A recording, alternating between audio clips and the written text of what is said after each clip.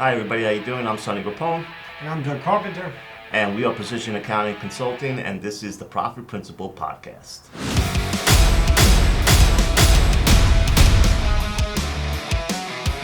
Hi everybody. So today's on our episode, we're going to be talking about am I paying too much in taxes, right? Because how do the rich stay rich? They don't pay taxes. So that's the number one question we get from our clients. So we're going to go in with my partner, Doug Carpenter, where he's going to tell you some tips and tax advantages that you could take on the business level and on the personal level. Doug, why don't you take it over? I'm going to adjust that a little bit slightly and say that the rich do pay taxes, but they pay the minimal taxes. And I think that's where everybody should strive.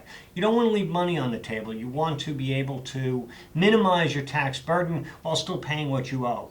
And what we strive to do is to find the right tax planning and the right tips that can help save money. Let's start right with some examples. First of all, everyone should be taking a holistic approach. So if you own a business, you want to look at yourself as both the personal and the business. The two are completely interconnected, and there are things that you need to consider within your business that will affect your personal and vice versa. So let's start right off with some of the basics, really the stuff that I think everybody does, but sometimes we come across people who don't, and that is 401k plans, IRAs, whether you're doing a traditional IRA or a Roth IRA. We have HSAs, which are health saving accounts. Very often we see people do the 401k and the IRAs, but they're not doing an HSA, and an HSA is extremely beneficial. You can put up thousands of dollars every year. That's even more flexible than an IRA. It can be used for health expenses all the way in through retirement. And these are the kind of things that we like to focus on that allow people to save taxes. Again, these are the basics, but it gets very, very deep given the complexity of the tax code. There are actually 174 items that we check off when we're doing a tax planning to ensure that people are getting their maximum, paying the minimum amount of tax and getting the maximum tax benefit. Yeah, it's quite interesting. The other tax advantage that I always wonder about, I have two kids of my own, two small girls, and I want to prepare for them, as they get older, but also want tax advantages that come along with it. So what do you think about 529s? 529s are a very good way to save for taxes. Every state, it's really a state tax savings, and states treat them differently. Some states allow you to deduct an amount, like New York will allow you to deduct $10,000. There are other states that won't allow you to deduct, but the interest and the savings will grow tax deferred and tax free, actually, if it's used for proper educational expense, usually within that state. It's a great way to save for tax planning. Now, one thing I always wonder, right? Do you think someone's better off with, like, example, like for a fund for my daughters, right?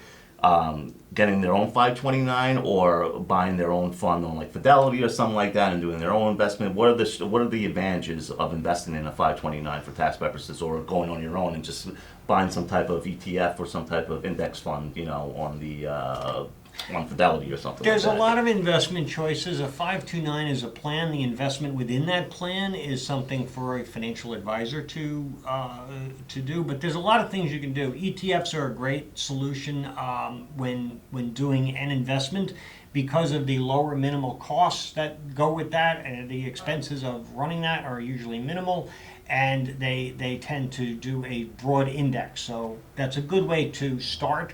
I wouldn't get too specific in terms of investing beyond that.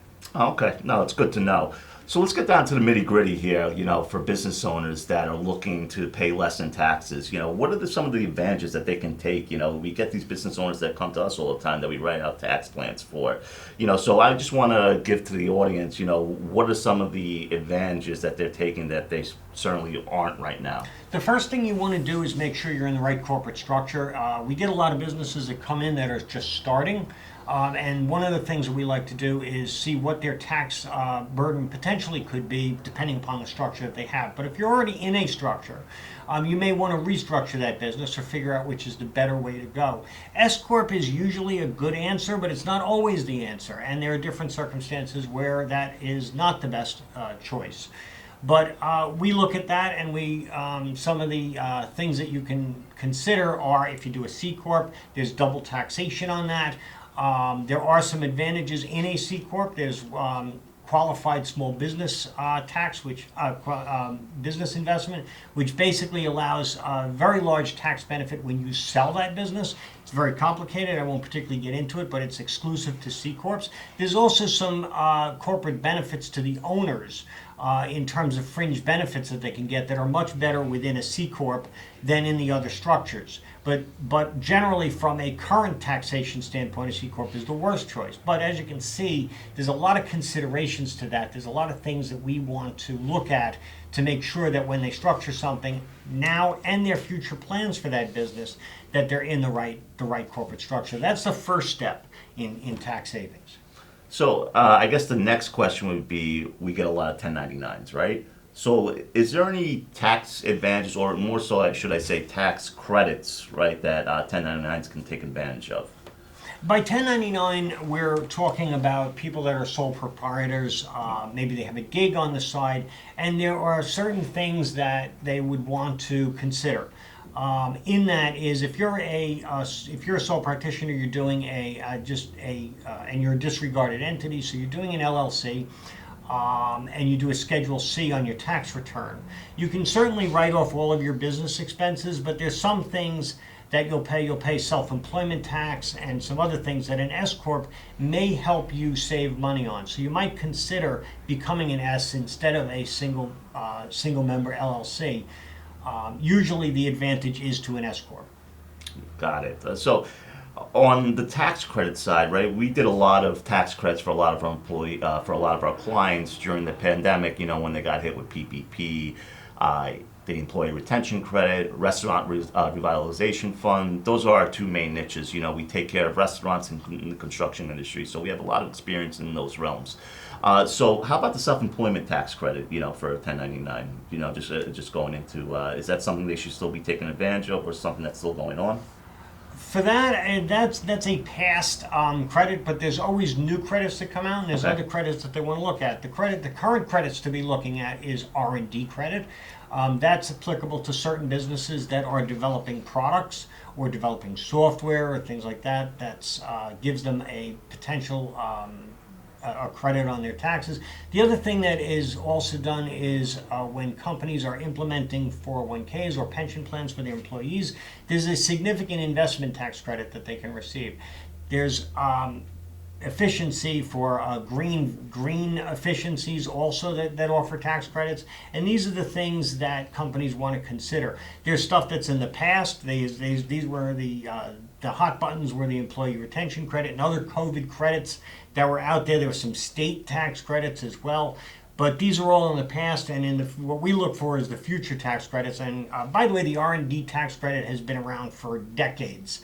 And that's nothing new, and it will continue on into the future. So some of them are sticking around, some of them are brand new. We look at all of them. That's great. So what are, like, if obviously I'm a business owner, my partner here is a business owner. If I'm looking for some simple tax deductions to take that I'm not taking, what would you say some of those are? Like, that are so obvious that we're just not taking advantage of. Well, we certainly covered the basics, which was the 401k and the IRAs and things like that.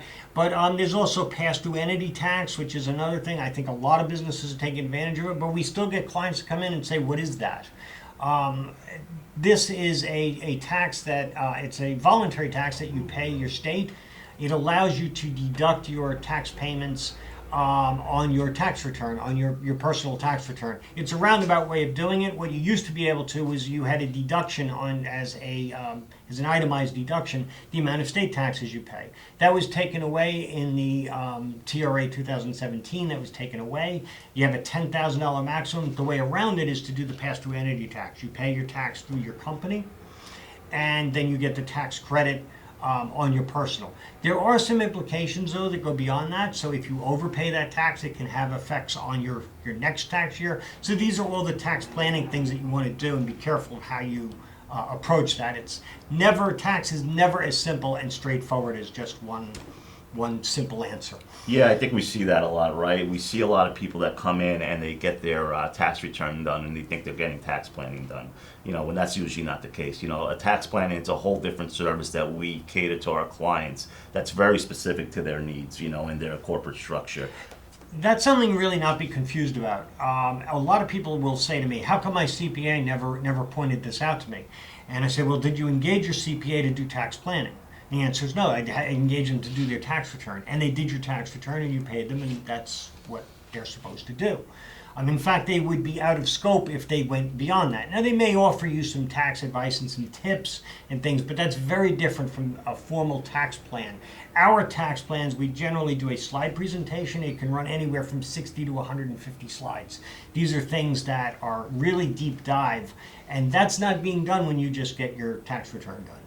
And, just so everybody knows, right, just so we're, you don't have to leave your current account to get a tax plan from us, because I know that's like always the current fear is, coming to us, they want to get a tax plan done, do I have to leave my current account? No, you don't. We'll give you the tax plan. You can implement it yourself with your account, or you can have us implement it also. It usually goes 50-50, right? Some clients come with us and they stay with us, some stay with their current account. We like to work with the current accounts. We're not looking to, part of it is that your current accountant will certainly do the taxes, but your current accountant is very familiar with your tax situation. They will be more than if you walk through our door. We have to learn everything from scratch. They already know it. So when we work with them, they can actually be very beneficial and provide a lot of useful information to us that enables us to do deep dive tax planning very efficiently.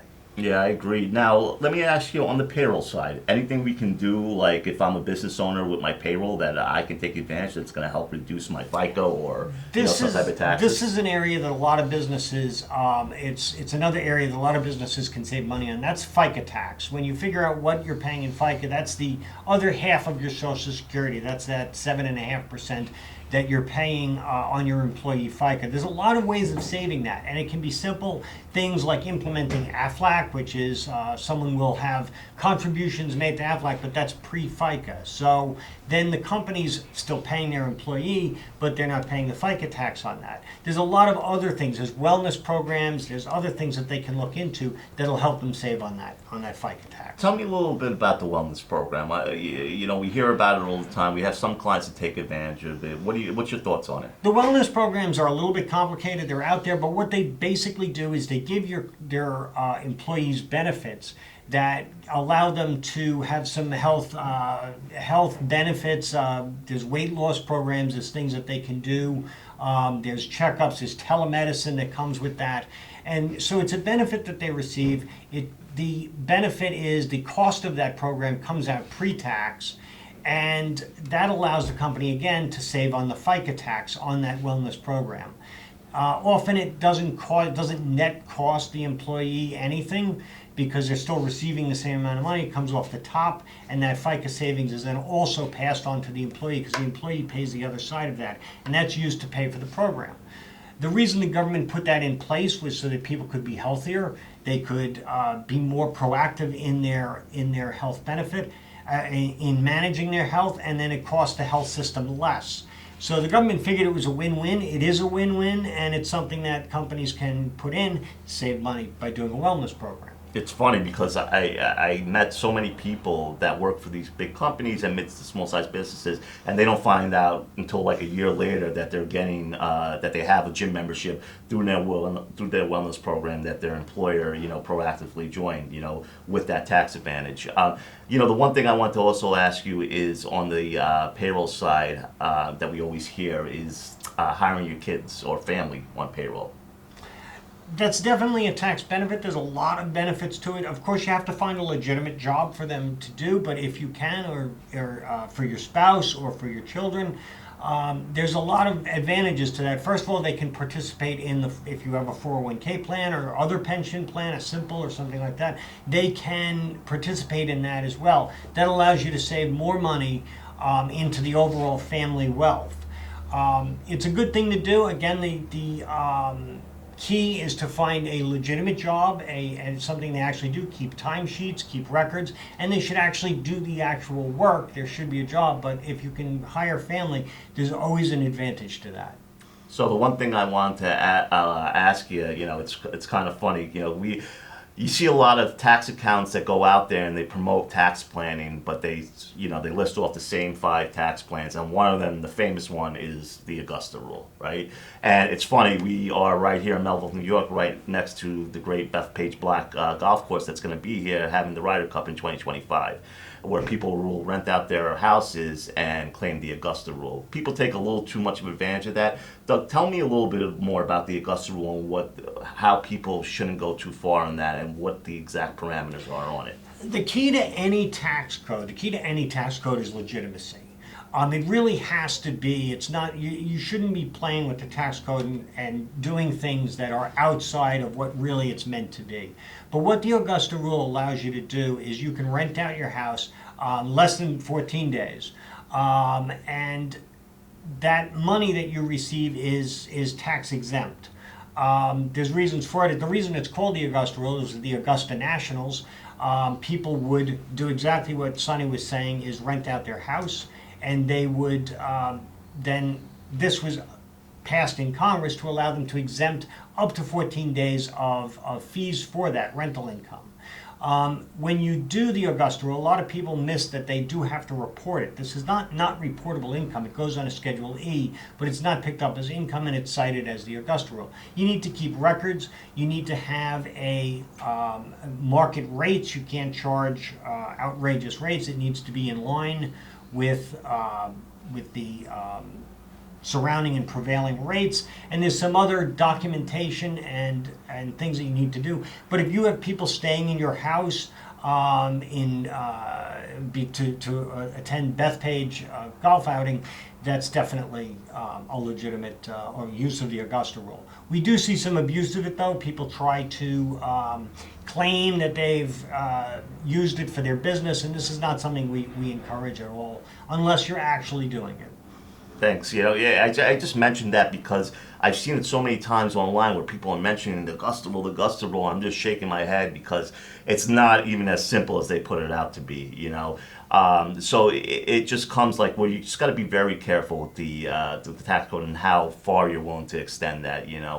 We try to always tell our clients, write off as much as you can. Right? We just visited a client, a couple of weeks ago. We got a new client, and he was telling us what his previous accountant did, and it was funny. We were all laughing, but like, he wasn't writing off anything off his business. No car lease, no buying box trucks, because it's a restaurant, cell phone insurance. There's a number of things that you should be writing off as a business owner that a lot of people don't even realize they're taking advantage of. They're writing it off on their personal cards. So what are some of the things that business should be looking for that they can write off personally through their business for business use? If you're using, I'll give you a blanket example, something that probably a lot of people are doing, like a cell phone. But there is some personal use of that cell phone. I know very few people who don't use their cell phone for at least some personal use, even a business cell phone. So there's a percentage that you would come up with that makes sense. That would be a business percentage, maybe 80 or 90% of that cell phone cost, with allowing you for some personal use of that. And that would be one. Car leases is another. But yeah, we've seen some blatant examples where people will buy a truck used exclusively for the business and then say, yeah, well, I paid for it personally. So, and these are things that, you're entitled to take these deductions, and you should. But there's a lot of different expenses, internet expenses, things that you may have home internet, you may use it for business. That's something else that could be written off. A home office is a deduction not to be afraid of. I hear all the time when I tell people take your home office, I don't want to get audited. Don't be afraid to be audited if it's legitimate. If everything you're doing is legitimate. There's a saying we've always said: if you owe the tax, pay the tax, but don't overpay the tax. And this is something that if you have a legitimate home office, it's dedicated, then there are formulas that you can do. There's a base formula that the IRS will accept. It's basically a safe harbor. And then there's the actual expense that you spend if you'd prefer to use that, and we can do either way. But take the expenses that you're entitled to. Absolutely. I couldn't agree more. So this has been great. We really went into, how we can save, business owners and at the individual level, more in their taxes and keep more money in their pocket. That's what we end up wanting to do, So we'll end off on that. Our next episode, we're going to talk about financial statements, a lot of fun, right? Do business owners utilize them enough to reach profitability and operational success? Most of the time, no. So we're going to go into a few examples of what you should be looking at in your financial statements and in your accounting to help you better run your business and make it more profitable. So we want to thank everybody for joining us today. We look forward to seeing you on our next episode. Have a good day. Goodbye.